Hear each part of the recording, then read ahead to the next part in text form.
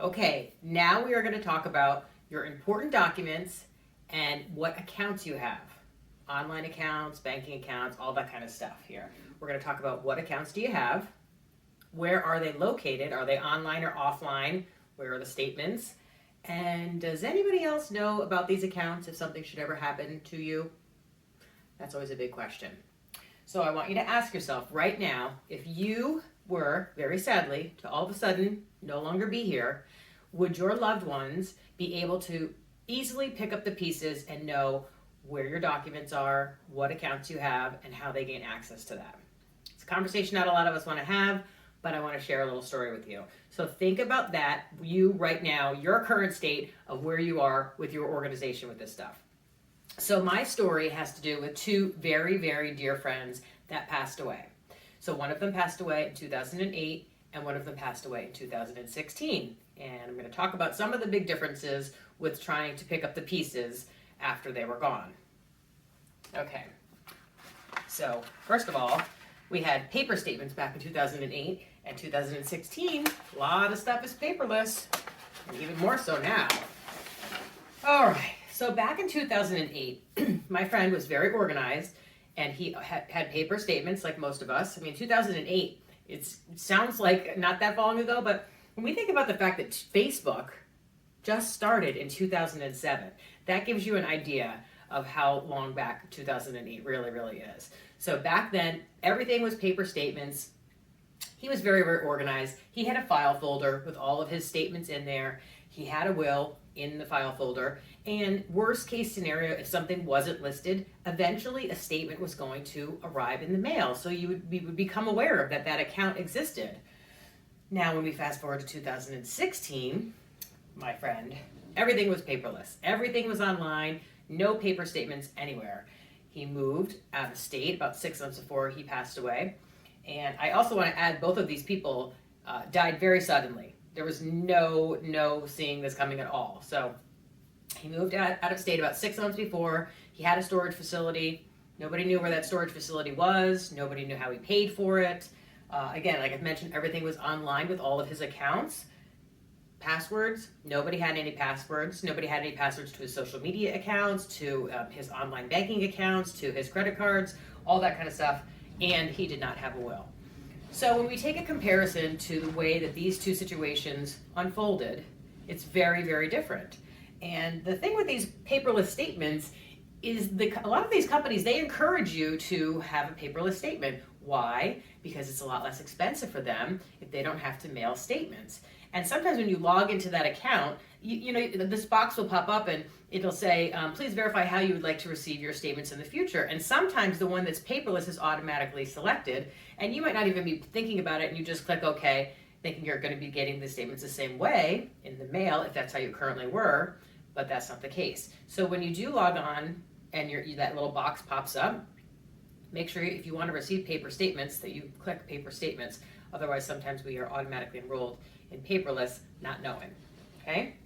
So anyway, we're going to have a link after the video that you're going to be able to click on, and you're going to be able to download a little sheet that's going to show you not only keeping track of what documents that we have. There's an excellent link that I'm going to provide that gives you a list of all the things that you should be going to look for. So you're not just aimlessly wandering around your house trying to figure out, what am I supposed to be getting that's important?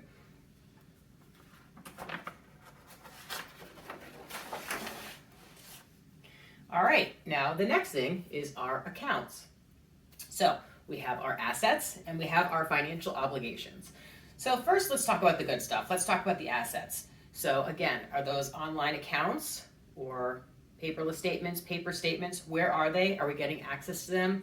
Can we give a list to somebody that these are all of the investment accounts that we have? 401k. This is a very important one because a lot of people change jobs and maybe they didn't tell their spouse they had a 401k, maybe somebody forgot about it, and 20 years down the road, someone's trying to put the pieces together and they might not even know that there was a 401k.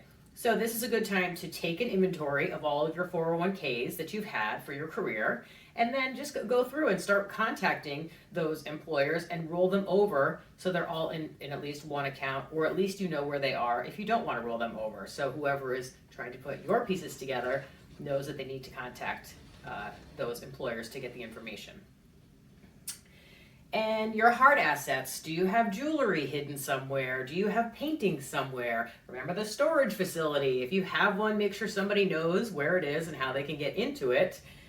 And your home vehicle, your home or your vehicle, where are the titles to this, the deed to the house, anything like that, and how do you gain access to that? So we're also going to provide an account tracker, which you're going to be able to list your account. How do you gain access to it? Meaning, is it paperless? What's the login information, and all that kind of good stuff. So now our financial obligations. Now this is also going to be a handy little thing that we're going to do just to verify what is showing up on our credit report. So what we're going to do is we're going to run a credit report. I'm going to provide a link for you to go in there, run it for free. It does not harm your credit in any way. You're going to go in there, you're going to run the credit report, and it's going to show all of your financial obligations. So number one, this is a good way for us to kind of get a roadmap for knowing we have to go find the mortgage information, knowing we have to find this credit card information. It's also going to give us a chance to go over and to verify, are we aware of these accounts? Are these accounts that we actually opened? It's a good time to take a look to see, make sure you're not a victim of identity theft. And do we need them? Do we need all these credit cards? I bet there's going to be some credit cards that are going to pop up on there that you're not even going to remember that you had. So let's close those, because that also helps your credit too. You don't want to have too many credit card accounts open. So if you don't need them, let's cancel them. And if you do have a credit card account that's open, where is the card? Do we know? I don't know. Take a look. And then we're going to cancel any unused, unwanted credit card accounts that we have. So by running the credit, it's a good way just to kind of look quickly. Your mortgage will show up there. Your credit cards will show up there. If you have student loans, they'll show up there. And then again, like I just mentioned, that's going to help you go around and gathering up all these documents and keeping track of what it is that we have.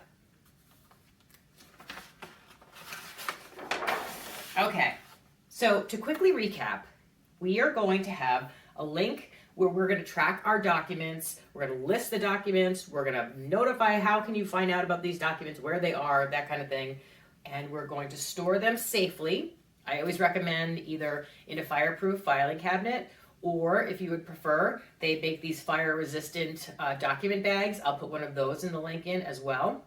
And what you can do is you can put all of your important documents in this fire-resistant packet, and then you can grab it and go. If God forbid, like in California when they had those fires, they had to quickly get out of the house so you could grab these document bags and you could go. That's one option. And then we also want to make sure that we are sharing with at least one other person about these documents. Where are they? What's included in there? Someone else should know about where your important things are. So that's going to be the document link. We're going to have that. We're also going to have the account tracker, which is going to list the accounts. And again, list how do you gain access to them, what's the username, the password, that kind of thing. And we're going to share it with somebody.